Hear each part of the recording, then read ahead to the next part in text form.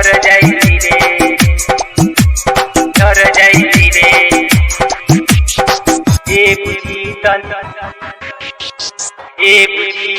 DJ Amit Tiwari अपहर एक कीर्तन दूरे रह जवानी सब झर जाई रे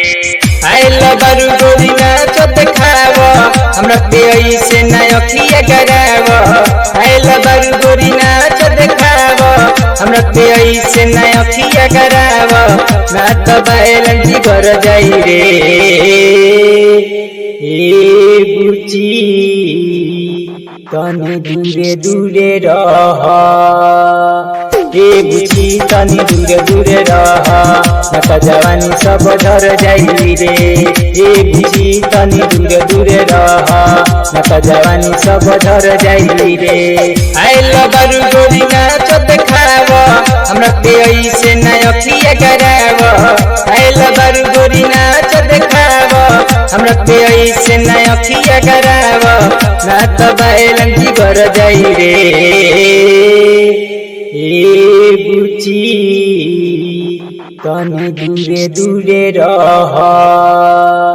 ए बुची तनी दूरे दूरे रह न त जवानी सब झर जाई रे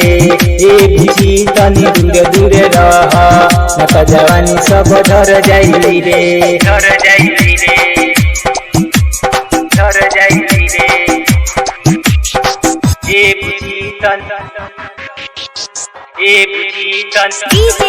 अमित तिवारी अपहर एक कीर्तन दूरे रह जवानी सब झर जाई रे काहे करता रुखेला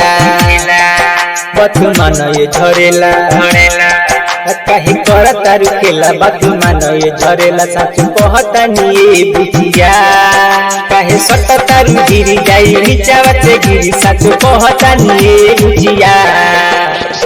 तनिका दूरी बना के रह कहबु जवन मोहि जते कह तनिका दूरी बना के रह कहबु जवन मोहि जते कह ना त गरमी बढ़ जाई रे ए बुची तनी दूरे दूरे रह ए बुची तनी दूरे दूरे रह न त जवानी सब झर जाई रे ए बुची तनी दूरे दूरे रह न त जवानी सब झर जाई रे डीजे अमित झर तिवारी जाई अपहर रे झर जाई रे तनी जलावा देखावा तनी कमर हिलावा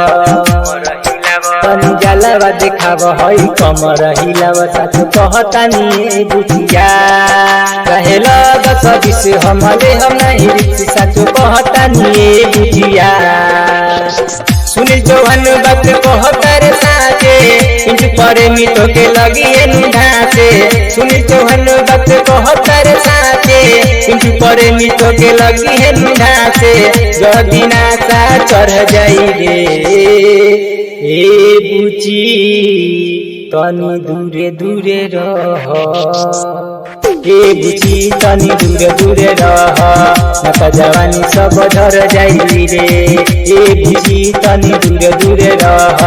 न त जवानी सब झर जाई रे आइल बारू गोरी नाच देखाव हमरा पे से ना अखिया गराव आइल बारू गोरी नाच देखाव हमरा पे से ना अखिया गराव ना त बैलन जी घर जाई रे ए बुची तनी दूरे दूरे रह ए बुची तनी दूरे दूरे रह न त जवानी सब झर जाई रे ए बुची तनी दूरे दूरे रह